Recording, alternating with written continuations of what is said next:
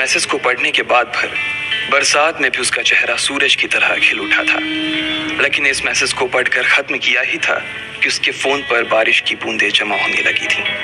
Lucky ने थोड़ी देर की खुशी मनाने के बाद याद किया कि वो सच में गरीब नहीं था।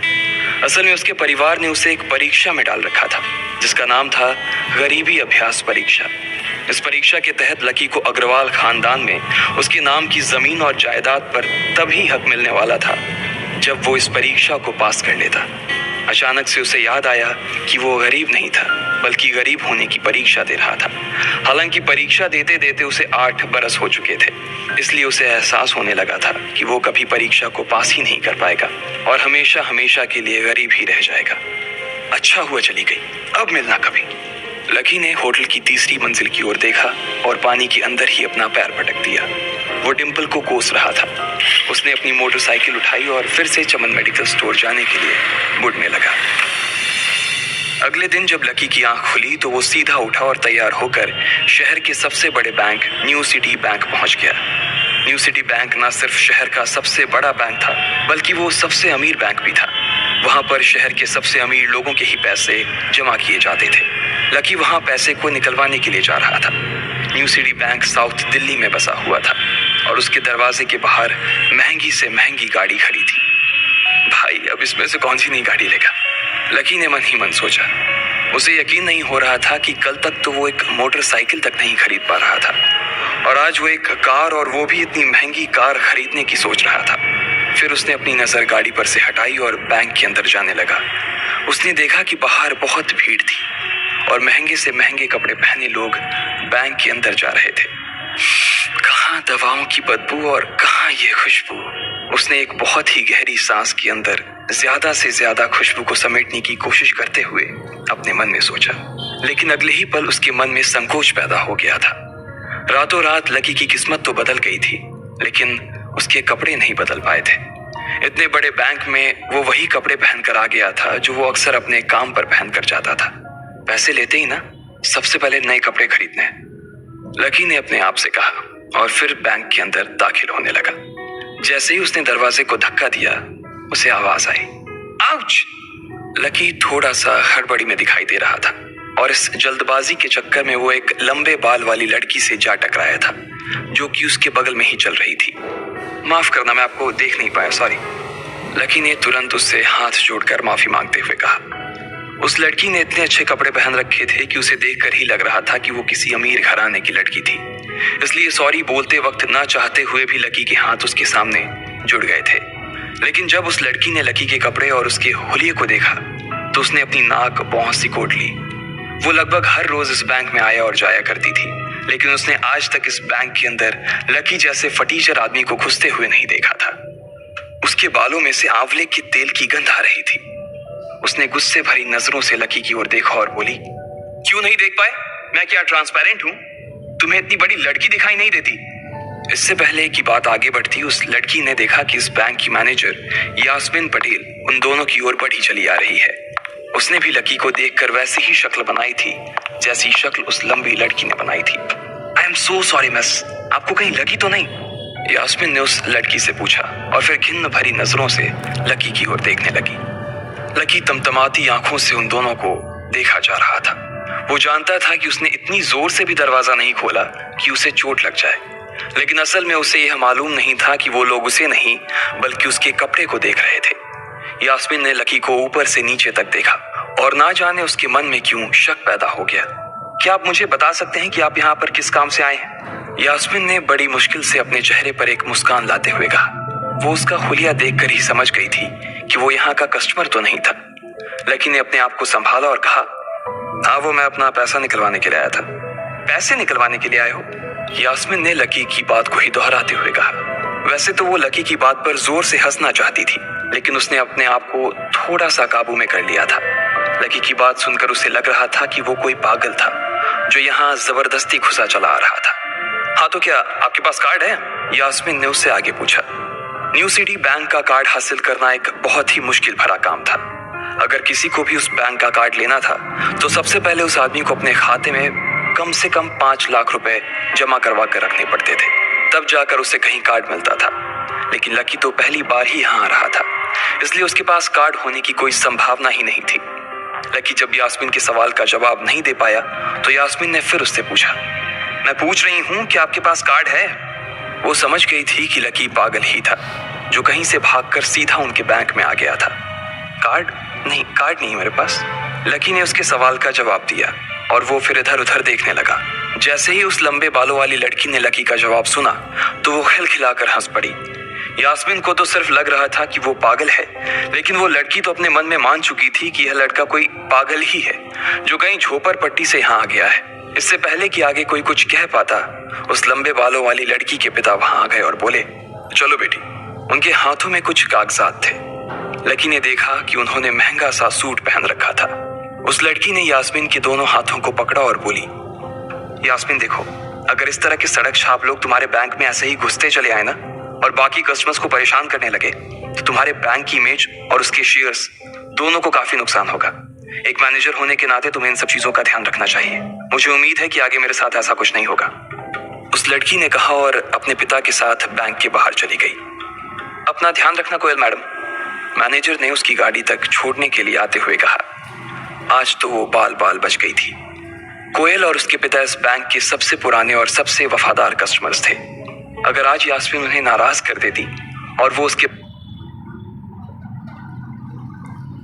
बैंक से अपना खाता बंद करवा देते तो शायद यास्मीन की नौकरी तक जा सकती थी। और यह सब हो रहा था उस पागल लकी की वजह से। इसे जल्द से जल्द यहाँ से भगाना पड़ेगा, यास्मीन ने अपने आप से कहा और फिर बैंक के अंदर आने लगी। यास्मीन उसे अपने बैंक से बाहर निकालने के तरीके के बारे में सोच रही थी, मगर जैसे ही वो बैंक में दाखिल हुई उसने देखा कि लकी वहां था ही नहीं। अरे अब ये कहाँ चला गया? उसने अपने आप से पूछा। वो इधर उधर देखने लगी लेकिन लकी वहां भी नहीं था। यास्मीन को अच्छे से पता था कि वो उसके सामने तो बाहर नहीं निकला था। इसका मतलब था कि वो बैंक के अंदर ही था, लेकिन यास्मीन उसे ढूंढ नहीं पा रही थी। कुछ देर तक बैंक के सारे कोनों को देख लेने के बाद यास्मीन को लगा कि शायद लकी यहाँ बहुत ही असहज महसूस कर रहा होगा और जब वो कोयल को दरवाजे पर छोड़ने के लिए आई तब उसके पीछे पीछे वो भी निकल गया होगा। चलो जान बची, यास्मीन ने अपने आप से कहा और अपने केबिन में आकर बैठ गई। जैसे ही उसने आज के दिन की पहली फाइल उठाई थी उसे किसी एक की झलक दिखी। ये कोई और नहीं बल्कि लकी ही था। अरे ये कहाँ छिपा हुआ था? यास्मीन ने अपने आप से ही कहा और तुरंत फाइल को टेबल पर रखकर वो ऑफिस के बाहर आ गई। उसने देखा कि लकी बैंक के वीआईपी लॉन्ज के बाहर खड़ा था और उसके खंबे की आड़ की वजह से वो यास्मीन की नजर से बाहर हो गया था। अब यास्मीन को तो वो मिल गया था, लेकिन उसके लिए उससे भी बड़ी एक और मुसीबत खड़ी हो गई थी। लकी जिस कमरे के बाहर अभी खड़ा था उस कमरे के अंदर शहर के सभी रईस लोगों का उठना बैठना था। बैंक के सिलसिले में या फिर किसी दूसरे काम के सिलसिले में वो सभी लोग यहीं आकर बात किया करते थे। उस कमरे के अंदर जो लोग बैठे थे उन सबके करोड़ों रुपए इस बैंक के खाते में जमा थे। अब अगर ऐसे में लकी वहां घुस जाता तो सब लोग मिलकर यास्मीन की गर्दन पर चढ़ जाते। रुको, जहां हो वहीं खड़े रहो, यास्मीन जोर से और साथ ही गुस्से से चिल्लाई। बाकी के लोग जो वहां खड़े थे वो यास्मीन की ये चीख सुनकर डर गए थे। कुछ लोगों को उसकी इतनी जोर से आवाज करने की वजह से गुस्सा भी आ गया था और यास्मीन सबसे मुस्कुराते हुए माफी मांगकर आगे बढ़ती जा रही थी। वो लकी को किसी भी तरह से उस कमरे में जाने से रोकना चाहती थी, लेकिन उससे पहले ही वो उस कमरे के अंदर दाखिल हो चुका था। अरे यार, ये आदमी है या गधा? यास्मीन ने अपना ही सिर पीटते हुए कहा और वो भी उस कमरे के दरवाजे की ओर बढ़ने लगी। उसने उस कमरे का दरवाजा खोलने की कोशिश की, लेकिन वो अंदर से लॉक हो गया था। बाप रे, ये कैसा आदमी है? बिना परमिशन के अंदर घुसा तो घुसा, लेकिन दरवाजा भी अंदर से बंद कर लिया। अब यास्मीन की सांसें फूलती जा रही थी। उसे बहुत डर लग रहा था। उसका जी यह सोचकर घबराए जा रहा था कि ना जाने अंदर लकी और उस रिलेशन मैनेजर के बीच क्या हो रहा होगा। इधर जैसे ही लकी कमरे में दाखिल हुआ, वहां का कस्टमर रिलेशन मैनेजर जो कि सोफे पर फैला हुआ था, वो उसे देखते ही अचानक सीधा बैठ गया। हेलो सर, कैसे हैं आप? उसके मुंह से बिना लकी को देखते हुए ये शब्द निकले। उसे याद था कि इस कमरे में कुछ खास लोग ही आते थे और जो भी आते थे यास्मीन उनके आने की खबर उसे पहले ही दे देती थी। लेकिन इस वक्त जो आदमी उसके सामने खड़ा था, उसे देखते ही वो अपनी जगह पर जम गया था। ना तो वो कहीं से भी वीआईपी लग रहा था और ना ही वो उसका कोई रिश्तेदार था। कौन हो भाई तुम? क्या चाहिए तुम्हें?